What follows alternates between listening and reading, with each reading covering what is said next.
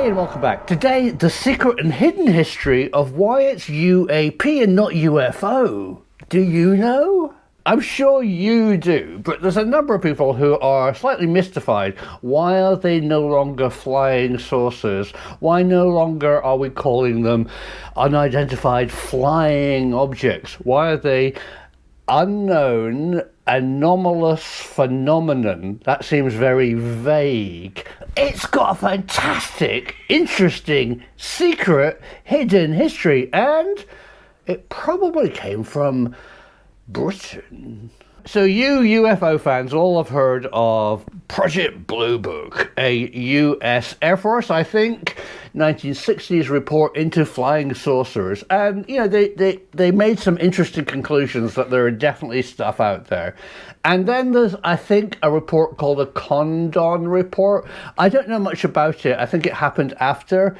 But then, in the UK, in a parallel universe, Brits looked at flying saucers, and you've heard of Nick Pope. Nick Pope was the administrative officer manning the British Ministry of Defence flying saucer desk, where members of the public, the police, civil pilots, and RAF personnel and anybody else would file a report with Nick's office, and it would be analysed. And their position was really interesting. They said basically that 80% of sightings they could pretty well easily identify. Remember, they had behind the scenes people looking at the data, looking at flight path data, looking at astronomical data. They had access to RAF and also civil radar data. So a lot of the sightings could be, oh, we know what that is. Some of them they don't want to talk about because they also know that they're secret. And I think that's something that I want to dig into. What are the secret stuff? But it did leave a very small percentage of stuff that they couldn't be identified, wasn't secret, and they didn't know what they were. And that's, of course, the interesting stuff. So for you wonderful American viewers, a bit of a history of how the British Parliament works.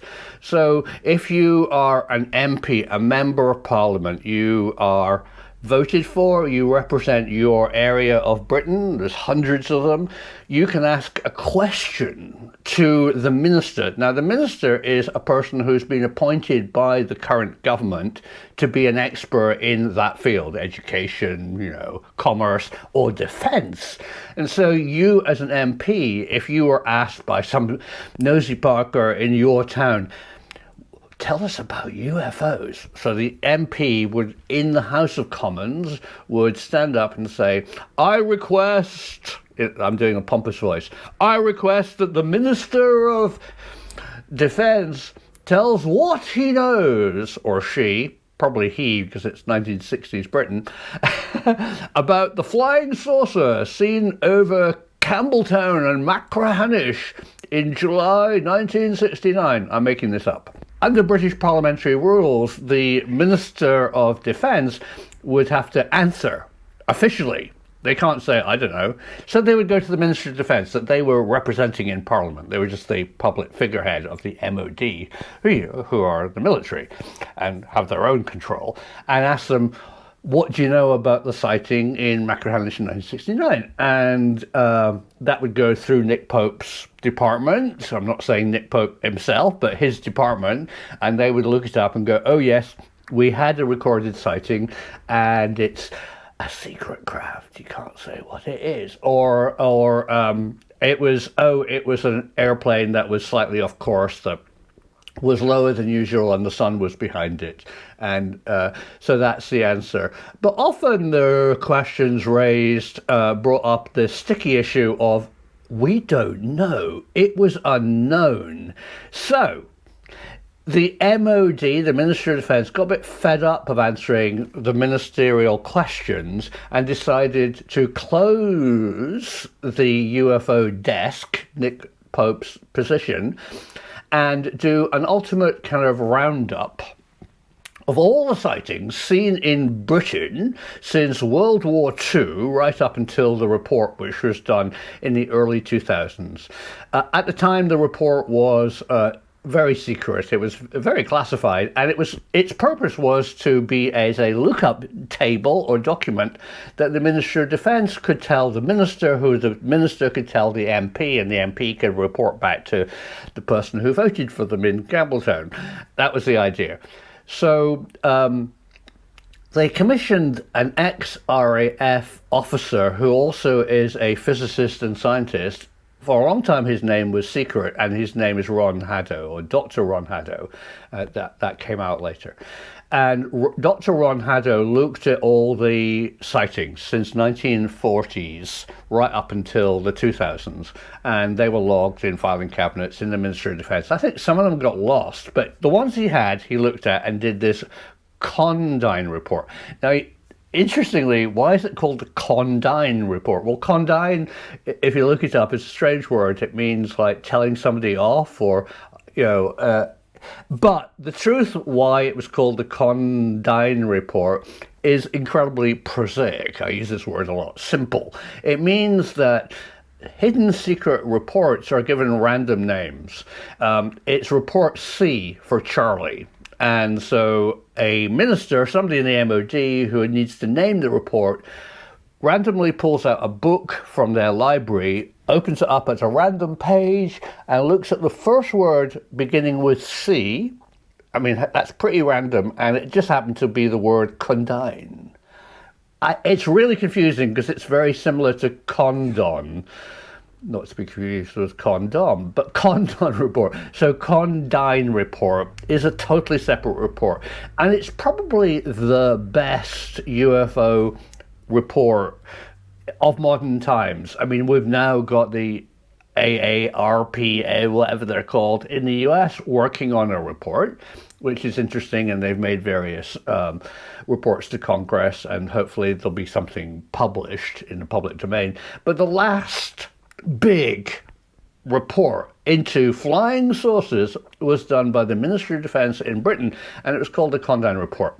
It is now under Freedom of Information, brilliantly got out of the MOD by Dr. David Clarke from Sheffield Hallam University, my old university.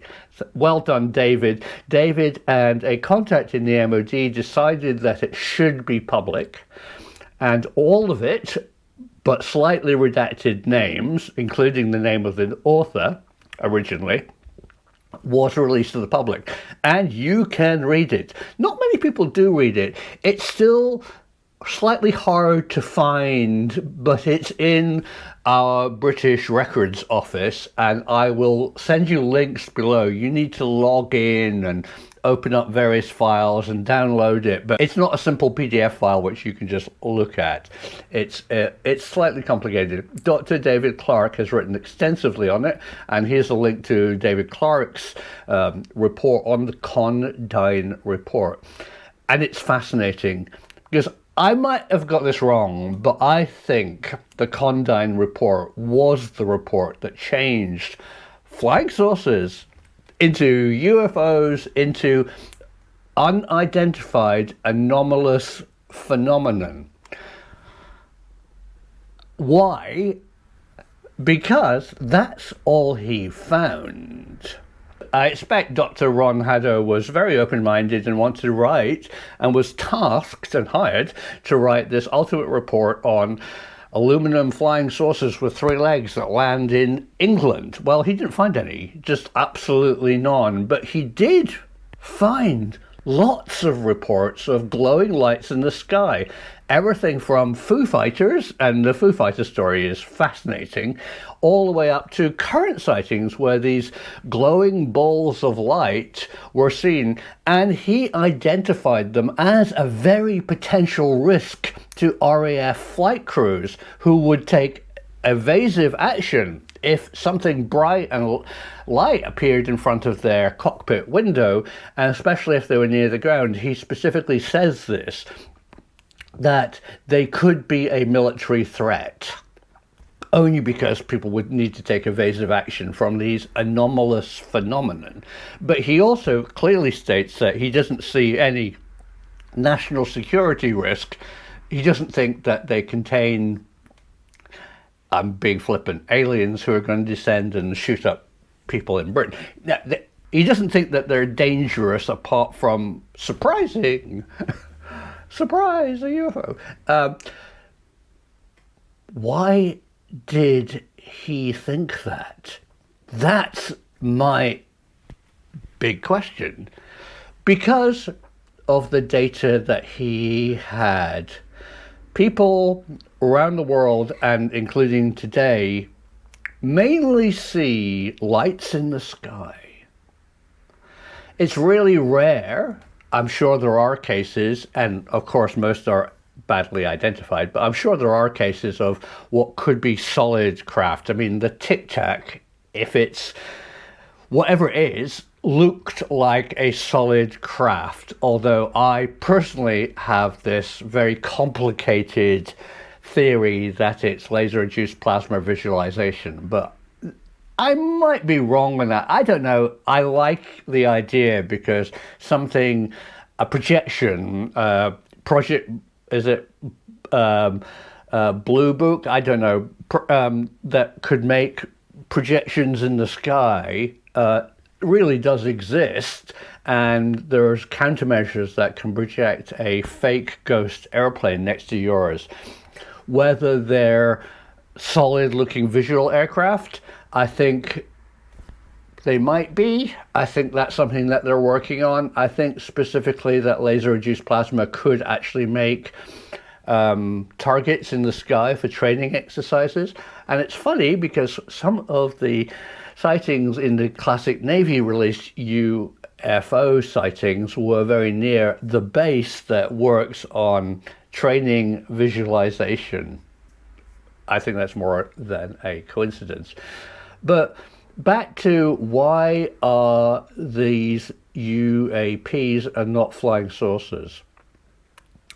Well, Dr. Ron Haddo looked at all the data and said it very much is a timeline of Foo Fighters, which were proven to be a plasma effect. I'm sure you've seen my films on that, caused by continuous wave radar, German radar. If you haven't, look it up now.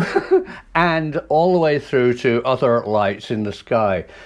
And this is what I'm going to explain to you today. I'm actually going to reveal a real secret that even the person who told it really doesn't really want me to share, but I think I feel okay now in saying this to you, the viewing public. There is a phenomenon which was coined by Paul Devereaux. Paul Devereaux is an expert on something he named as Earth lights. Not earthquake lights, not things that people see quite commonly, but a strange phenomenon that he has personally seen and has written extensively about called Earth lights. And these are seen all over the world, the Min lights, the other lights that are seen in the Hasseldine lights in Norway. They're all Earth lights. Some of them are associated with seismic activity and others not. But the way they present are unknown anomalous phenomenon. And Dr. Ron Haddo in the Condyn report, here's my inside bit of knowledge, worked with Paul Devereaux very closely. Paul's named in the Condyn report in various as a source of information on Earth lights. Haddo's big conclusion was a number of unidentified sightings could be, I suppose he said could, but I think he probably said are, unknown anomalous phenomenon and UAP stuck. I don't think people are seeing them. I think there's a lot of UAP out there and we need to do the science. And I think the science hasn't been done. Paul Devereaux's work is excellent, but it's marginal. You know, science finds it very hard to look at strange phenomena. It's difficult to get grants and people don't necessarily take you seriously if you say, I'm doing a report into flying saucers. It's not the kind of thing that gets funded. But I think we need serious science into what these plasma effects are and how they are produced. Are they earthly? Are they trans-dimensional beings visiting? Are they drones from another planet? What are they? I mean, how could they be produced? An unknown force of nature? They seem to have extremely strange qualities. So there you go, UAP, unknown anomalous phenomenon, was probably coined by this unknown Condign report written by Dr. Ron Haddo for the Ministry of Defence in the UK. So as a treat for you today, here's an interview with Paul Devereaux. At the time I interviewed him, I had no idea that he was a major contributor to UFO Condign report for the MOD. I wish I'd asked him, but I think he knew, of course, and I think in his answers there's lots of clues to what he told the secret MOD report, and he clearly, in his own words, because that was the deal between him and I wouldn't ask him questions, he would just tell me what he knew about Earth lights. And I have a go too, of course, at my personal theory, based on some physics, of how they could be produced. So listen carefully to what I say about the phenomenon, and very much what Paul Devereaux, the expert on what turns out to be UAP, knows about Earth lights. Thanks for watching.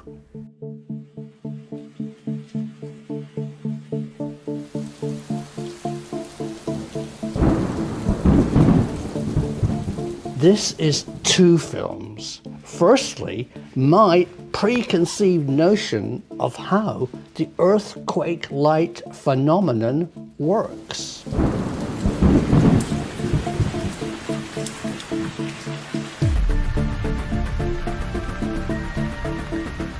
And secondly, it's a journey for me into discovering something very new and something very exciting. Join me on this mission to make what I think is one of the most exciting films I have ever made.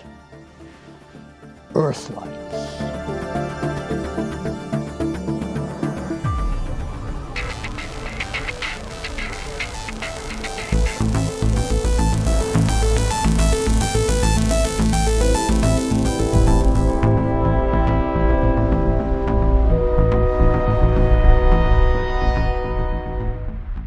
For centuries, eyewitnesses have reported seeing an inexplicable phenomenon. Strange lights emerging from the ground, or weird glowing lights in the sky. These are known as earthquake lights. Today, a fascinating new theory confirms they are real and offers a possible explanation, one drawn from existing laws of physics that explain how rocks under immense pressure might emit light. I became fascinated by strange Earth phenomenon as a child.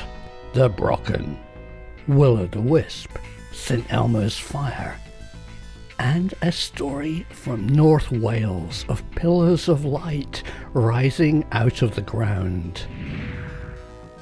For hundreds of years there have been legends associated with strange earthlights. They were a possible source for dragon sightings, ghosts, evil spirits, and in our culture, flying saucers. Most of these reports came from places in the world with strong seismic activity. But earthquake lights, due to their fleeting nature, have been hard for the scientific community to research, record, or explain. Few photographs exist. Even today, with camera phones, there are only a few blurry snaps and some CCTV footage. But all that changed on the 13th of March 2011, when the Sakurajima volcano erupted in Japan. Scientists studying the volcano had set up a remote camera to record any possible volcanic activity. What they recorded stunned them. For the first time, the Earth-like phenomenon was recorded in real time. What this footage triggered was possibly a whole new scientific model of how these lights could be produced. To understand this new theory, you first have to understand a very ancient concept: how light is made.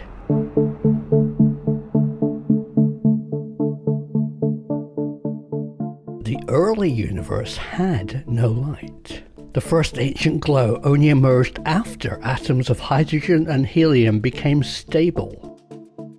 The clouds of primordial gas became transparent, releasing our first source of light. In a strange correlation to the Christian Bible creation story, after a period of darkness, the forces of nature said, "Let there be light." The universe lit up. When billions of atoms released their energy from a highly charged state and fell into the stable form we see today. This is one way that photons and light are produced. Imagine a hydrogen atom. Its mainly positive nucleus surrounded by a field of negative energy that we call an electron.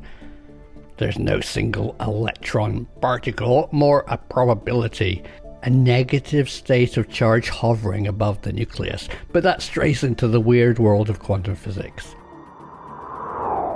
Keeping it simple, these electrons can exist or orbit the atom at different heights. Think of an aircraft or a satellite circling the Earth.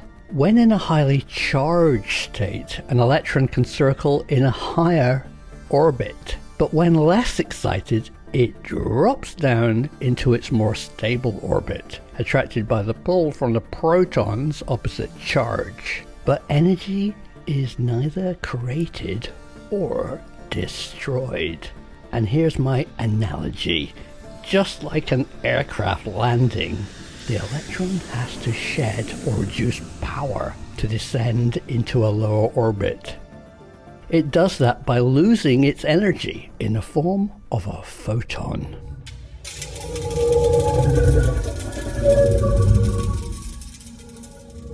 And that is how light is produced by atoms. Well, when I say light, I mean energy in the electromagnetic spectrum. Of course, us humans only see a tiny range of that energy with our eyes, just a few frequencies from red to blue. There are many more, clearly visible to instruments with sensors tuned to those frequencies. But the most important thing to understand about this process is light is only produced when an atom or an electron loses energy. No light is produced when it's in an excited state. This fundamental law of physics might well reveal one mechanism that produces earthquake lights, but supporting evidence was hard to find. There have been a few brave souls who took on the challenge of searching for a way the Earth could produce light. One theory is this: the piezoelectric effect. This works when certain minerals, mainly quartz, is crushed and suddenly released. The crystalline structure can compress and slide past each other. As its facets spring back into shape, a small amount of electrical energy is generated, enough to make a spark and light your barbecue. Given the vast pressure of an earthquake, it seems possible that quartz, buried deep inside the Earth, could cause a giant spark, maybe enough to ionize air and turn it into a glowing plasma. But earthquake lights occur in regions devoid of quartz. Another theory is that any rock under enough pressure can ionize trapped oxygen. As it rises to the surface, the oxygen plasma manifests as light emerging from the ground. But Earth lights have a weirder feature that is not easily explained. People see glowing balls of light floating in the air. These have been mistaken for UFOs, and in fact are the origin of the term flying saucer. On June the 24th, 1947, pilot Kenneth Arnold spotted strange orbs of light flying above Mount Rainier, USA. He described the lights skipping around and as flying discs. His sighting soon got press interest, and a copywriter for an Oregon newspaper changed Arnold's description of flying discs into the headline, "Flying Saucers." This was a time of post-World War II tension, and alien invasion was on everyone's mind. The rest is history. Not so well reported was the fact that recent earthquakes had occurred in the Mount Rainier area. It is now suspected that Kenneth Arnold saw earthquake lights over the seismically active peak. But the Sakurajima volcano holds a clue that possibly reveals what is going on deep underground.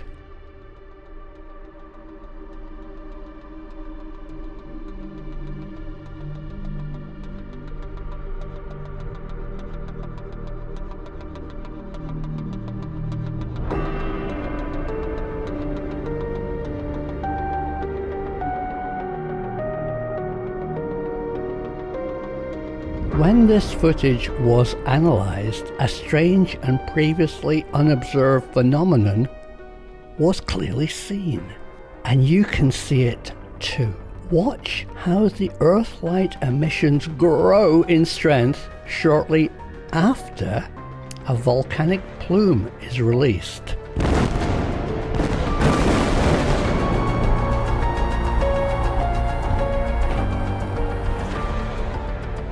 This seems to support the idea of immense forces changing the state of matter. Under pressure, electrons could be forced into higher orbits. Then, as the pressure is released, light is generated. Here it is again.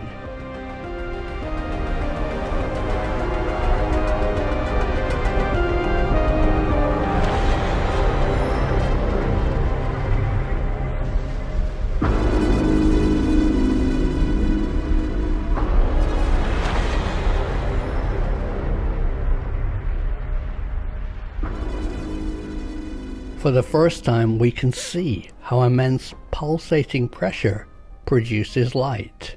Is this atomic theory of atoms emitting photons when excited and returning to a stable state the real answer to this riddle? Well, the exact nature of earthquake lights is still a mystery. Some think the enormous forces of nature might even distort our perception of atomic matter and reality, or they unleash electrical discharges great enough to ionize the air above the ground, manifesting flying saucers and great balls of fire. What we do know is that earthquake lights are real. Earthquake lights are a demonstration of the true power of nature. Earthquake lights are a property of fundamental physics, and earthquake lights hold the key to unlocking more mysteries of our universe. So that was my film on earthquake lights. What happened next turned my world upside down. I really like to collaborate with folk who are more knowledgeable than me. So I reached out to the world's leading expert on earthquake lights, Paul Devereaux, author of numerous books on the phenomenon, and he'd made an Equinox science film about the subject with a colleague of mine. So I contacted Paul to see if he could possibly answer some questions that I could film via a Zoom call. He graciously accepted. I forwarded a number of interesting questions to Paul and we set up a time for a Zoom call. But when we spoke, Paul asked me not to record it. Why? Well, for a fascinating reason. He explained to me that he receives multiple requests to appear on TV programs talking about earthquake lights. From what he described as TV producers with a pre-prepared script that could slot Paul into their film to fit perfectly into their film's predetermined agenda. I understand that. I've worked in media all my life, but Paul finds that very frustrating, as the subject is far wider than the narrow focus that many TV programs want him to talk about. And I wholeheartedly agreed. That's exactly the idea behind this channel, Professor Simon. It's not television. We can do things here on this channel which break the rules. We can let scientists say what they really want to say. We can do follow-ups. We can take ideas from viewers. This is why I enjoy making these films for you. Then he looked at me and asked me an amazing question. He said, "Simon, why are you asking me to talk about earthquake lights?" It had completely passed me by that Paul Devereaux calls this phenomenon earth lights. In fact, he coined that name. Paul explained that the phenomenon isn't only produced by seismic activity, but can also be manifested by pressure, atmospheric conditions, and the unknown. What he told me next really got my attention. He explained how in Western culture, earth lights are often mistaken for UFOs. I was humbled and intrigued to know more. So how do we proceed? Well, we agreed that Paul would film himself without an agenda and be free to say what he wanted about earth lights. What I'm going to share with you now is what Paul delivered. It is the most fascinating and revealing description of the phenomenon. Well, when I'm asked what are earth lights, they seem to be of the same sort of family as earthquake lights and ball lightning. And ball lightning occurs in association usually with thunderstorms. Earthquake lights usually glow in the sky that occurs just before and perhaps just after an actual earthquake takes place. And sometimes it produces balls of light rather similar to earth lights. They are occasioned by the pressure in the tectonic mass of the ground. They are unusual. They have special properties that I'll mention later. They are usually spherical and usually aerial in the sky, but sometimes they can come out of the ground and have been seen emerging from the ground. They are usually about sort of football size, lights, spherical, but not always. They are usually luminous, hence lights, but they are can also be black, pitch black.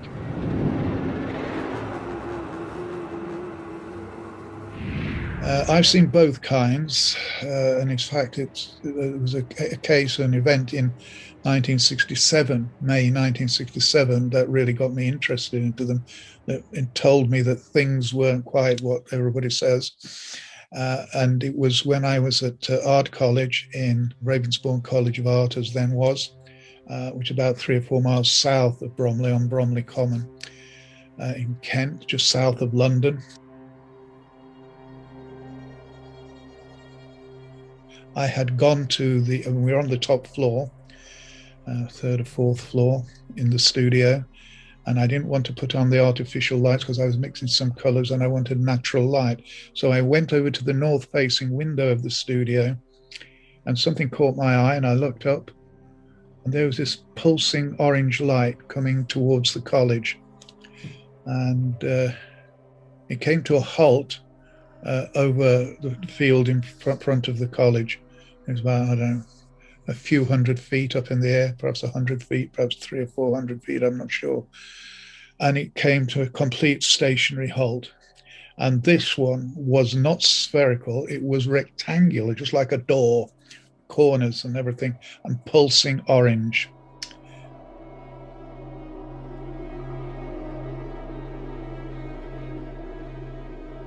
I was shocked. I couldn't say anything for a few minutes, and I called out to other people who were still working late in the college. It was in the late afternoon, early evening in May.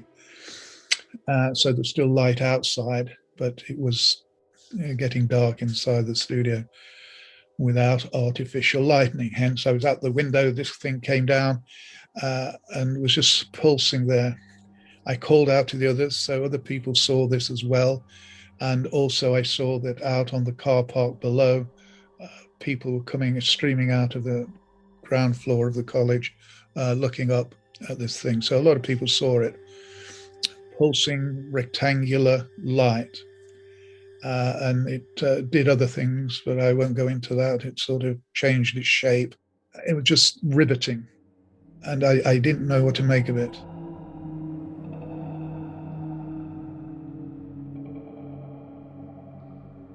Finally, when it faded, it left a sort of rosy smudge in the sky for about 15 minutes. It was a prolonged event. What we found out the next day, that a video crew from the college, training to be TV technicians and so on, about 1.5 miles south of the college, there was a place called Keston Ponds. And one of these ponds had actually got a reputation for having poltergeist activity around it. Anyway, the group from the college had just packed up all their equipment when this ball of white light came down and hovered over that particular pond. And I talked to people afterwards, and they said, well, it was like white, glowing, but there was a brighter sort of almost crescent shape inside its core. And it was a sort of football-sized thing. And it hissed, and everybody looked at it shocked, and then it flew off. So this was happening at more or less the same time, or just after we saw this rectangle of light. So this was a pretty impressive event. In 1967, there was quite a lot of reported UFO activity, but this sort of seemed to me something out of an Old Testament rather than any spacecraft or anything. It had a huge impact on me, as you can imagine. Nobody would believe you except people who saw it. And people actually saw it from different angles, by the way. So consequently, when years later, when I started researching these things, and I researched them in outback Australia, where they're called min lights, amongst other things. I've studied them in the Americas, for example, in Marfa, Texas, where people see lights. But basically, they are anomalous light forms. Now, interestingly, about 2 or 3 months after the sighting of this thing at the college, I was with a group of friends hanging an exhibition at a gallery in Norwich, and we were driving back one late sunny afternoon, about in Suffolk, I think we were somewhere along there. And suddenly, a field away to our right, driving down, a black sphere circle, completely jet black, perfectly circular, appeared, and it was flying along level with us, just a field or so away, just above treetop heights. And it was extraordinary. It was a left-hand drive car, a VW Beetle. So the driver didn't see it, but the passenger in front of me, I was sitting in the back, we both saw it and couldn't say a word. It was such a shock. And then the thing just disappeared, just like that. And it reappeared a field or so further on, and then flew off up into the solar sun glare. And then we both yelled and made the driver go, then squealed down the road. And he was very annoyed. We didn't tell him at the time. We couldn't speak.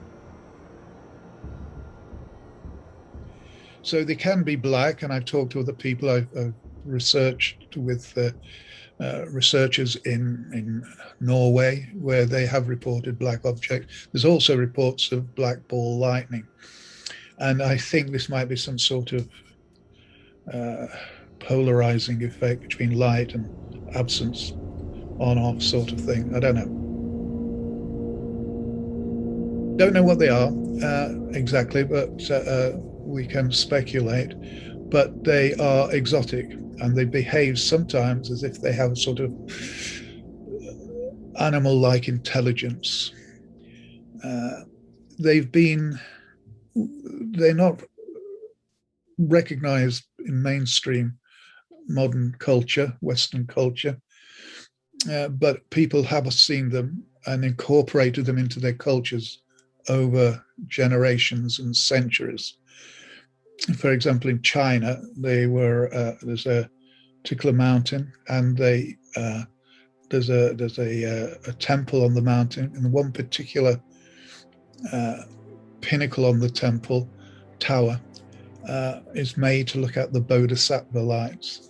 And in the 1930s, a Western writer actually saw these things. So the great orange fluffy balls of light flying out over the void, because they're right high up on the mountain. In India, likewise, there are temples dedicated to the lights where they're given some sort of divine attribution. In fact, there are 2 temples I know of in India.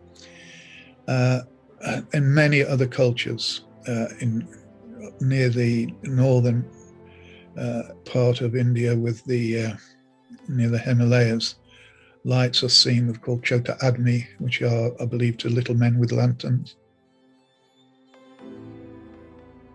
In Malaysia, they are called Penanggal, the spectral heads of women who have died in childbirth, and a whole range of things all around the world. They're the mother of gold in South America, the mal de oro, and they just incorporate them into their cultural mythology. And what has happened here is that they are incorporated into our mythology of UFOs, flying saucers, which were all the rage back in the day.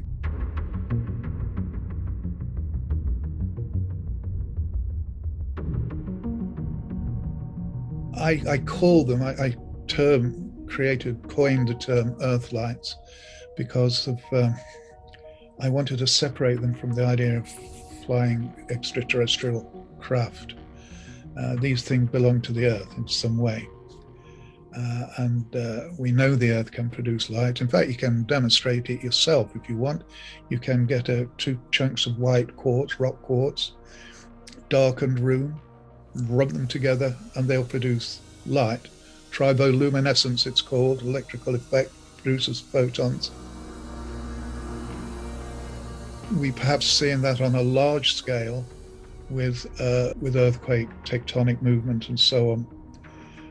But they are seen, another distinction from earthquake lights, they're not all seen in conjunction with earthquakes. Other things can trigger it, sort of reservoirs, bodies of water, lakes. They are the water pressure on the underlying geology can sometimes generate electrical phenomena. That's what they are, plasma above them. So earth lights can be produced in that way. I suspect there's also atmospheric pressures. I've seen one of those. In fact, I remember we used to live in Cornwall in southwest England.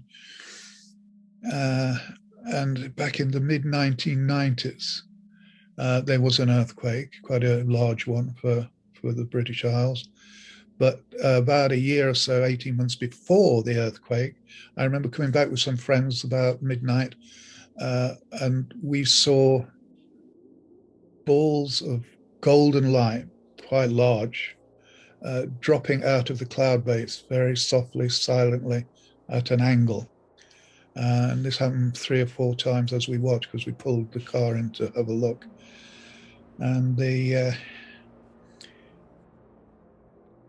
staggering, but that was it. We didn't know anything about an earthquake that was coming. So I think pressure was building then. It's called the tectonic stress theory, that might generate these lights. When the earthquake did strike, the Geological Survey came down to take down reports of light phenomena in Cornwall. Moonlight lights are slowly faded, or rectangular lights moving jerkily and then disappearing, and so forth. Consistent accounts and descriptions across the county of the thing. And the epicenter was just on the coast of Cornwall when the earthquake did come. So they definitely happen. They are seen, and we don't really know what them. But my interest was from those early experiences and subsequent ones when I was researching. And we have produced TV documentaries on them, and written 2 or 3 books on them, and also chapters in books. So if you want to check out the details, you can there. You can't really explain them just in the spoken word. So other people have seen them. They've seen them down the ages. They are definite phenomena. And they have, as I said, curious and exotic characteristics. The exact nature of them is unknown. They are presumably some form of plasma. They have unusual characteristics, as I said, and they have sometimes the lights display things you would expect at a subatomic level,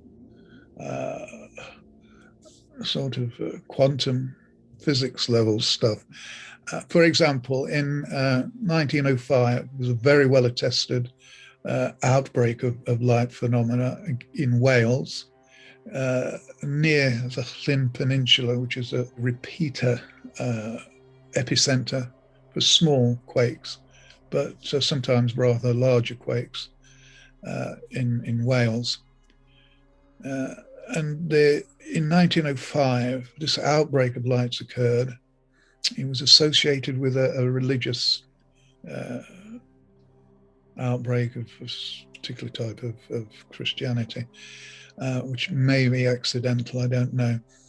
But between a place in Barmouth and the Llyn Peninsula, there is a great major fault called the Mocros Fault. And we were able to plot, because it was very well described, and newsmen came from London and everybody. So we have a clear idea where these lights, often, as I say, from the ground, they went seen coming up. Sometimes were columns of light, shapes, triangles, circles, all sorts of things. and we were able to plot more or less their exact emergence. And when you see the whole thing, it's like you see the lights all along the Mokros Fault. In one case, there's a chapel with a field in front of it that is exactly on the Mokros Fault. And people had seen ruby red lights, 3, emerge out of the field, out of the ground. And the lights moved around, and 2 of them fused together, and then they flew off. On another occasion, a light appeared, and like a blue bar of light hovering over the road in another area where there was a lot of outbreaks in this Welsh outbreak. But the thing is, on one side, witnesses could see it. On the other side, they couldn't see anything. And there's a number of cases around the world of lights being seen in one direction, but not in another. So they are behaving like some macro-quantal event. So there's some level there. So they are exotic, I think, plasma phenomena. I've talked to people all over the world who have researched them, seen them, filmed them, photographed them. And they are an unresearched area, I think, of nature's rich store of mysteries. And I think they have a lot to teach us if we were even looking. And only the fringe are looking at them. They got immediately merged into UFOs. And I'm not sure what UFOs are, but these aren't spacecraft. These aren't extraterrestrial. They are terrestrial. They are Earthlights. Wow, thank you, Paul. That was fascinating. Brilliant research, personal insights, and a startling conclusion.